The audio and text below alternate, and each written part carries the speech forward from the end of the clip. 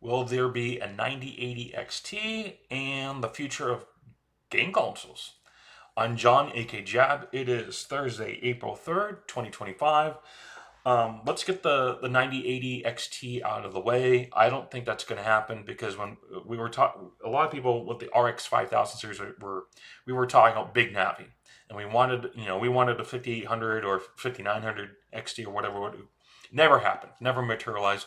Finally, we got RDNA 2. Yeah, we got a 16 gig card. We finally had affordable 16 gig cards, relatively speaking, except for the whole machine learning boon or AI. There's no AI.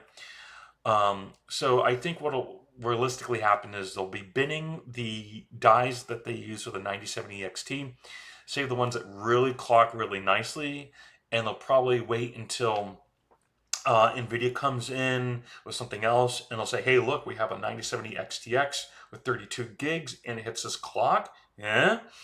That would be a nice way to steal some of NVIDIA's thunder. And that would be, I think if they do that and they don't release any 8 gig cards at all, that would probably be AMD's lowest cost, highest bang for the buck victory that they could do with RDNA 4 right now. So, video game consoles. So I think, because I've been talking a lot about VRAM, and when we look at the current generation, there's two Xbox consoles. And you got the really cheap one. And the thing that most developers really, really hate about the cheaper console is it doesn't have enough RAM. It just doesn't. And this has been, and the issue has been kind of an ivory tower of memory capacity. Oh, we can create artificial, different lines of products by just giving enough VRAM for everything else and giving this the bare minimum VRAM or barely above bare, or what they perceive as being, oh, you've got 4 gigs more, that's enough. No. 16 gigs of VRAM is no longer mid-range, it's lower mid-range. Technically mid-range, you have entry, mid-range, enthusiast, and ultra enthusiast. And so I think when we talk about the requirements for game consoles in the future, I really think the console, how much memory, now a lot of these are going to be unified memory, okay? But here's my question, okay? What is the memory? What is the aggressive memory? Not the normal memory, but who's using more memory than usual, okay? And what's that line look like? And where will this next generation, it starts here, let's say 2026, 2027, and how many years is that going to go out? Like 5, 8, 10 years or whatever. Where does that line go? Okay, so let's say that most games use 4 to 8 gigs of system memory, okay, if we're talking traditional PC. I don't know what they use offhand, but let's say that should cover the vast majority of games, okay? And how much VRAM do they use? And I think, when you ask people what they want, performance or image, quality, a lot of what I've heard was that it was more about the performance. Okay, but let's presume that there's enough performance in the next generation of video game consoles. We're pretty sure it's going to be RDNA 5, or what they're going to be calling UDNA, where they unify it. All right, that's what the U in the RDNA stands for. So let's presume that the ray tracing performance is sufficient. Okay, let's presume that AMD is making the same amount of effort, get roughly the same amount, and they'll hit parity or be above where NVIDIA is right now for ray tracing. Hopefully NVIDIA's eating glue in the corner of AI for the next 2-3 years or whatever, which is fine. If AMD stays aggressive and they execute the correct way, I think that they definitely need to continue improving energy efficiency. They definitely need to improve IPC. FPS per watt, I think, is a very interesting metric. I really, who was that? They do the blue, gray, and white kind of themes. Of course, when I'm shooting the video, I don't remember. Um, uh, that was I like that metric, FPS per watt. I think if they improve energy efficiency, IPC, um, definitely above average ray tracing improvement. And I think if I was AMD, I would give NVIDIA no quarter. I would say, what is NVIDIA doing better than us, and attack that task and just make as much progress as realistically possible within time and budget constraints.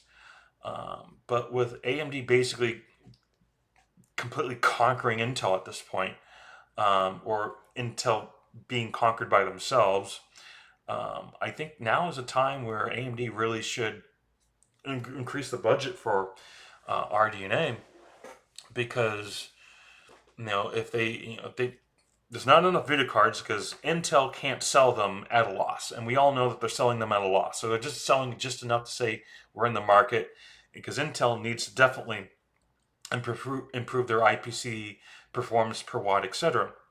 I don't think they'll get there, because I was hearing rumors that they were going to release a 24 gig card if for mid range, and even I would be tempted to get if I got this, let's say ARC 6800 performance, which is sufficient for what I do right now, for most games, but with 24 gigs and I have enough VRAM, I would actually be tempted by that. Not big on giving Intel money. You don't want to give criminals money, but if AMD's not going to do that, then and someone else does it, then fine. NVIDIA sure as hell is not going to give us enough VRAM, because they're going to give you always barely enough or not enough, and they'll make every excuse that they compress VRAM and whatnot. But the developers, I'm a developer now, I'm not a video game developer, I'm a web developer, but there's a lot of parallels, and I'm pretty sure most video game developers will tell you, well, to start adding things like DLSS and whatnot, that's more VRAM, more VRAM, more VRAM. And I think most game developers who don't implement things like DLSS and their technology is like, well, you can't buy, a decent performing NVIDIA card with 16 gigs of VRAM or more, period. I mean, you could get a 4060, but it's totally overpriced. And you get a cheaper AMD card with 40% more performance. I mean, it's a no-brainer right there, for the same price. So I think the memory is probably one of the big areas that game consoles should focus on. Handhelds, I think the market's getting kind of crowded, but that's my perspective. I don't, I'll mess with a game on a phone on occasion, but I got things to do, so I don't really relate. So for those who I want everything handheld, because the problem is now you're talking about thermals and energy consumption and whatnot, and and people putting 4K screens on a 8-inch screen or something, it's ridiculous. You don't need 4K. You don't need that level of fidelity. It's ridiculous. Every time I'm watching tech videos and they start talking about Nintendo, I just skip that part. I don't care. Nintendo's any corporation that's willing to literally attack their own fans, who are not making any money because they made a fan game or something like that, and it's very clearly titled fan titled, or what, I have no love for NVIDIA. So maybe there's some handheld stuff now. There was some talk about Xbox, the next Xbox being handheld. I don't think that's. If I were Microsoft, I wouldn't do maybe if they did like a supplementary, but I wouldn't put vast resources into it. But that's my opinion. Maybe they want to do a handheld. I mean, they have the money, they have the resources to do it if they want. I don't think there's anything inherently wrong with having a lower priced model. Okay, like with the whatever was it, PlayStation 5, so that makes the Xbox 4.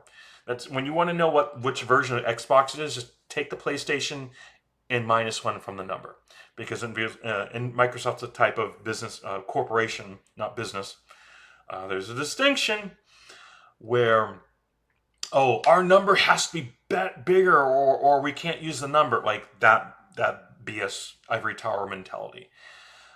Where in reality is, if your number is smaller but your product is better, it makes the other guy look like an ass, not you. But there's people who, they don't listen, they don't pay attention, they lack that subtlety, the comprehension and appreciation of the subtleties that come with experience. So I think the ability to add storage is big. So enough, and again, on the memory bit, before I get into storage and other parts, if it's unified memory, it needs to have enough memory for the system, for the games, and for the VRAM.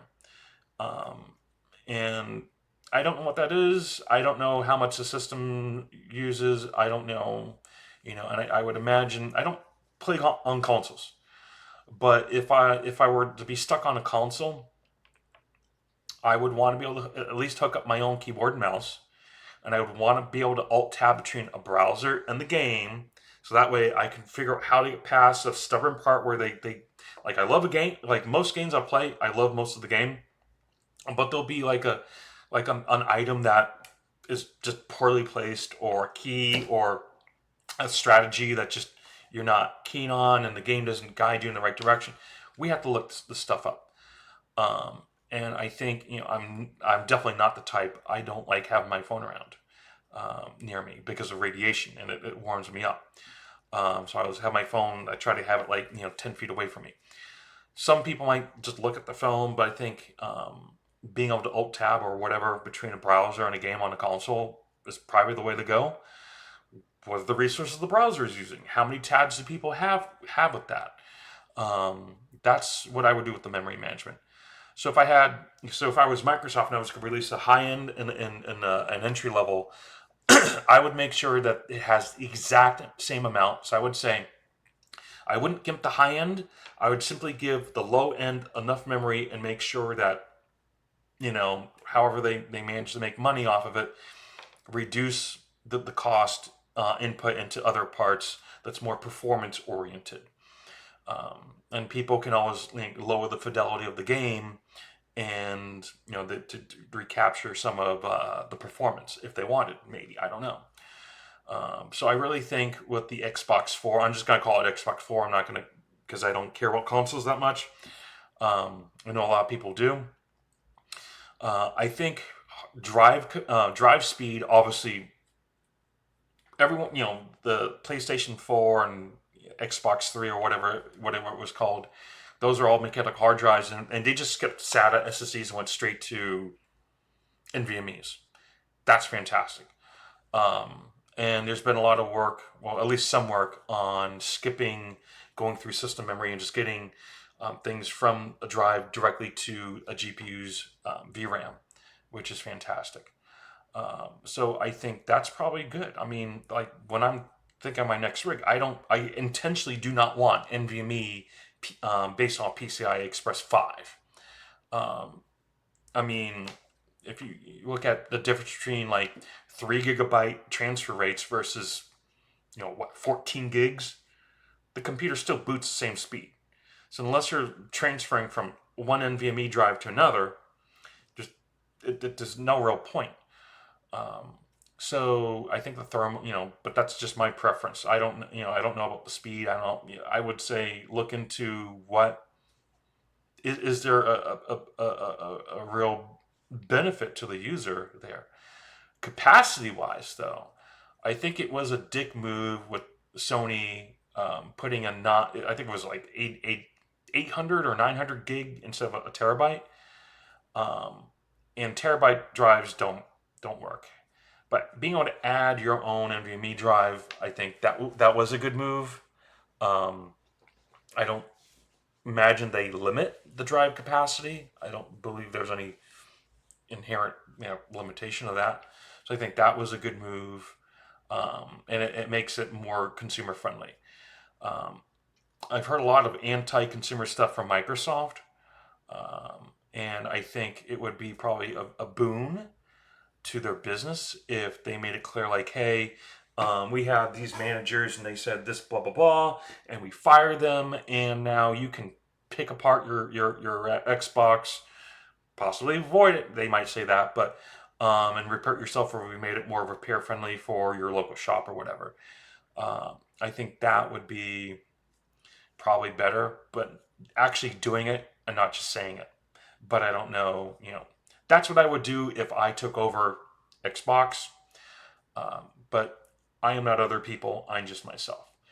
But I think the only real weak point with the hardware, with the console itself, with the PlayStation 5 is not giving it a full terabyte.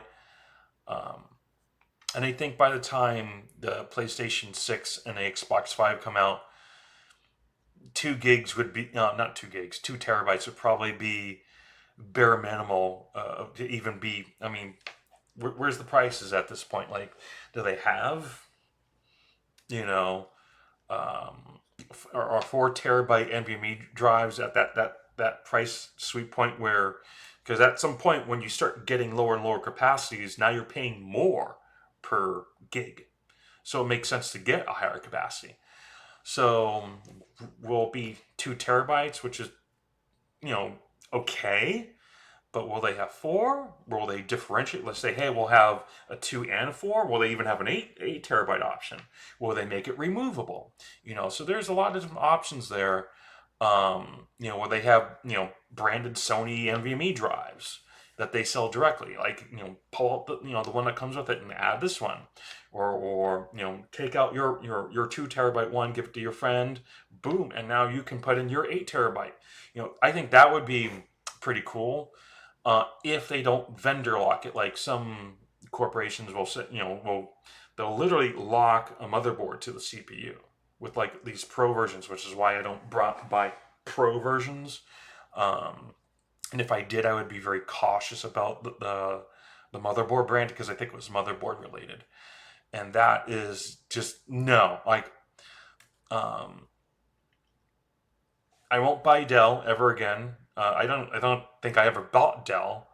And I was like, for a while, I was reading, hey, I'd like to see them become independent and they'll get out of this proprietary hardware mindset. Nope. So, Michael Dell, whoever, took over Dell and kept doing all the proprietary nonsense. So I'll never buy Dell. That's an issue mostly from so many Dell computers I've had to fix, and the motherboard's mounted in the wrong place. Now you got to replace the motherboard and the case, and it's stupid stuff like that. I won't buy Lenovo because they rigged a laptop someone bought one time. Don't buy the cheapest. They went out and bought the cheapest laptop, okay, put in an SSD, and they rigged the keyboard because they knew you had to go through the keyboard because you couldn't go through the bottom normal. So you had to remove the keyboard, and they rigged that the keyboard would break. So that way, because they knew when you replaced the mechanical hard drive that you would break it, and they would say, oh, it's not covered by warranty. So I will never buy Lenovo. Never buy. I definitely won't buy Asus. I made a video like 2005, 2006. So they sent me not one but 2 replaced very clearly used and still broken motherboards for a $300 motherboard when I could have gone up and bought something for $80. Maybe as cheap as $60 back then. So inflation and whatnot. So. Yeah, I think the big issue, and this is where PC gamers definitely need to pay attention, is the controller. That is, that's not just console, affecting consoles. That's affecting games that come out on PC, because a lot of these developers, they're testing exclusively or nearly exclusively with the console controllers, and those controllers only have 4 primary buttons. Where do the other 2 buttons go? Because there used to be 6 buttons, but they got rid of them.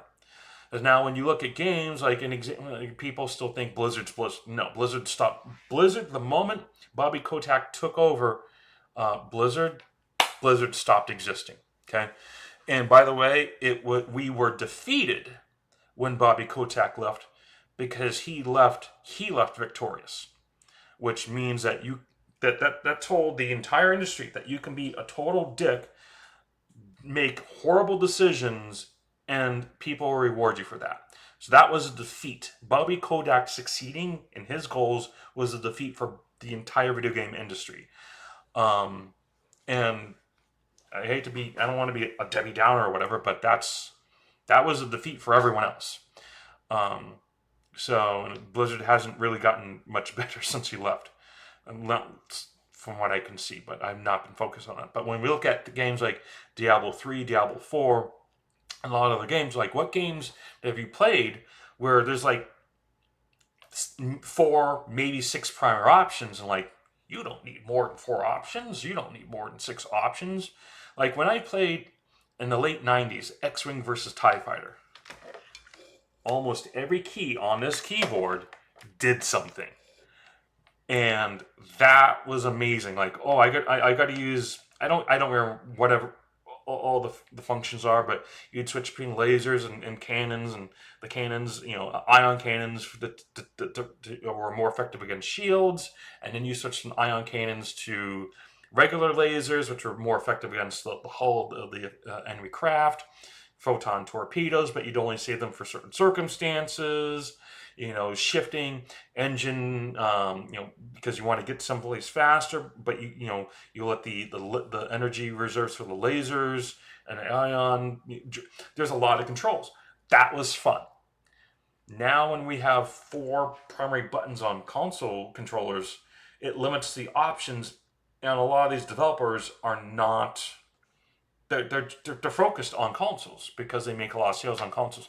Yes, it's easy to develop when you have one target console, and especially with the PlayStation 5 and Xbox 4 being fairly similar in hardware, save for the budget Xbox 4 and not enough system memory for something or whatever, and a lot of developers were complaining about that. That hurts. The 4 main buttons on the controller just hurts the whole video game industry as a whole. It limits options. It makes games much less creative, and it takes away from what can I do in the game, and it makes PC gamers hate console peasants that much more. Because if people are building the games predominantly with consoles in mind, then one day I might make my video game, and if there's only 4 buttons on that controller, and you can't buy a custom controller for my game, I'm not going to release my game on console. I'm not. But why would I want to sacrifice the experience? Why would I, what's this game? There was a game where, let me bring up Steam. Let's see if I can remember this. There's a game where this guy who literally sits at his computer and pushes one button all day, and it just launched Solitaire. Oh man! And I can't remember the name of the game, but there's lots. You start off and it kind of branches out, and it's a very entertaining game, and not a lot. Just some replayability. If Steam would load kindly.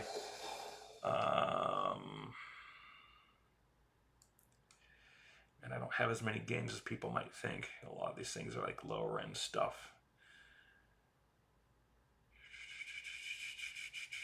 Where is it? I'm not going to crop this video, so if you want to sneak it, hit the right button. I don't see it here. But anyway, it was kind of a cute game. But there's only so many possibilities that you could do. I don't see it in here. Well, anyway, I think that the controller is the main primary issue. I think limiting 4 primary buttons and a couple trigger buttons in the directionals, that impacts all games. And I think X-Wing versus TIE Fighter is one of those few games where, yes, I enjoyed having that many functions, I don't think we need, like a 60 button game controller. That would be a bit asinine. But I think four primary buttons is is just mindless. But I think that's what we need to see. Again, I don't follow in Nvidia. I don't follow Nvidia much, but I don't follow Nintendo, and they're just gonna keep releasing very subpar, um, obsolete hardware. And don't get me wrong, I think the video game experience is important. Like, the focus on the content of the game is very important. And I think there needs to be a bit more of that. Graphics do matter.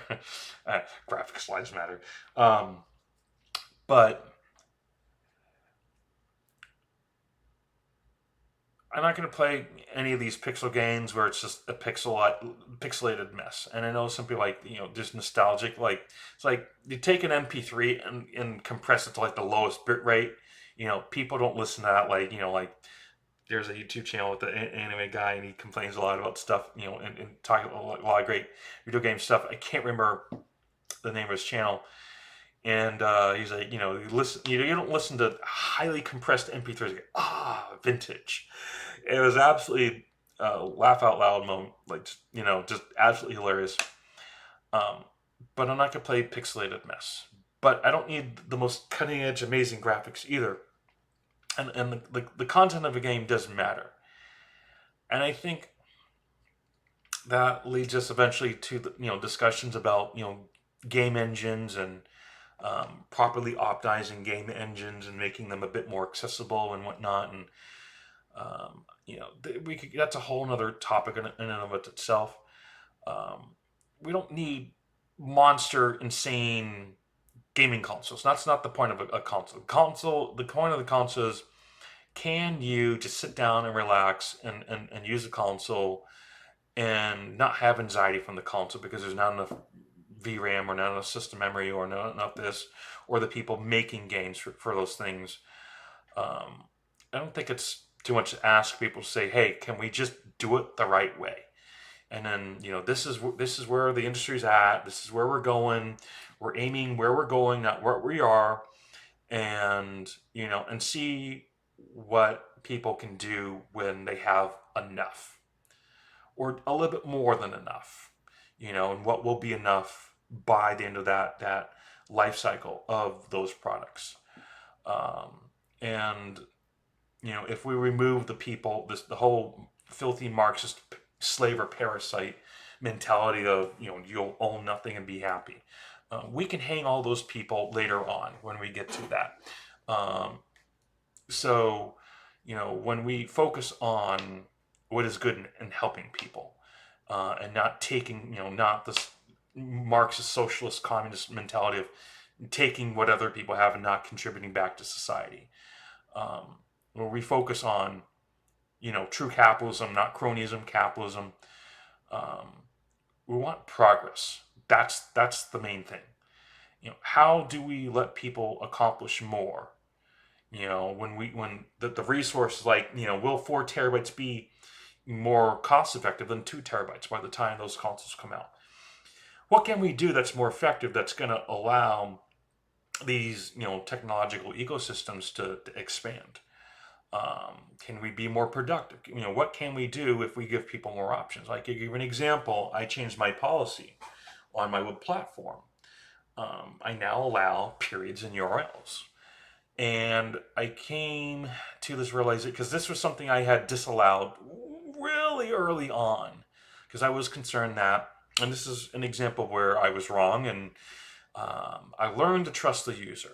And I think that's a theme that people in these ivory towers who don't go out and um, interact with the clients enough. And I don't think you can really ever get enough client interaction. All right. But, not putting enough VRAM on video cards, AMD now, because 16 gigs is no longer solid in mid range. I think the issue is, if you give people a light warning, hey, don't use the periods for a file extension, it's just a clean URL. Boom, here's an example of a clean URL. like with the web design, trust people to do the right thing. And if they don't do the right thing, that's their loss. And the people who are doing the right thing will win. I think that's the best mentality. Give people the freedom to fail, because if they don't have that freedom to fail, then in a way that's comfortable enough, then they won't be able to make a subsequent attempt. And when we look at things, especially like with the browser market and rendering engines, and the Trident engine is gone with Internet Explorer 18, the Edge rebrand and whatnot, and the Presto engine that was an Opera. Well, people say, well, Opera's still around. No, it's just another Chrome clone, like the other dozen Chrome clones. When we lose major pieces of technology, those things don't come back. If we lose Intel to Foundry, that's not going to just easily come back. So it's important to realize where there's substantial value, monetary investment, man hours, etc., and keep those things going and give people options. Because the great thing about technology is it gives us room to fail, but to continue to make those attempts. And when you give people the room to fail without doom and gloom, like if you don't get this right, if you don't get this perfect on the go, that's it, everything's over. And when you remove that from people's mentality, developers, gamers, will I be able to, play this game that I want to play on a Nintendo Switch? Probably not. Not unless you want to look at a blurry mess. Or, will you be able to buy an Xbox 5? Or whatever crazy name scheme that they'll come up with because they're shy about numbers. People need room to fail. They need the room to be able to fail and learn from their mistakes, still recover and move forward and do better the next time. Because everyone who doesn't have a God complex, who thinks they know everything and they couldn't be wrong, still has the ability to learn. And learning is realizing, learning is the ability to overcome ignorance or perceived false knowledge. That's what learning is. And the more that people are able to learn, the more there's going to be success. And that's what we need right now in this world. And I know, video games and consoles and whatnot is a very small part of this world, but when someone has an hour and they just want to relax before they go to bed, they've had their dinner, they took their shower, they just want to sit down and relax. And that game came out just a couple months earlier because the developers had enough and they were able to get things done, and they weren't fighting not enough memory in this console or not. How can these businesses get together and say, how can we make this better for everyone? I'm still going to do things my way. You're just going to do things your way.